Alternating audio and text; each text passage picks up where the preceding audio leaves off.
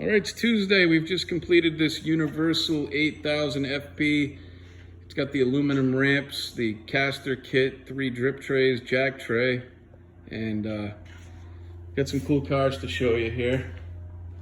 69 RSSS convertible, 55 BelAir. Got a 64? 67. See, I should know these things. See,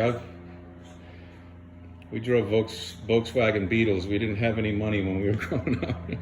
I remember seeing those drive by though.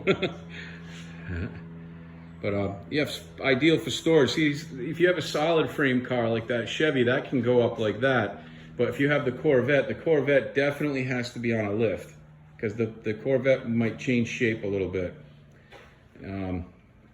So if you have those types of vehicles, we recommend getting a 4-post lift. And hope you're all having a great week out there, and thanks for tuning in. Look forward to seeing you soon.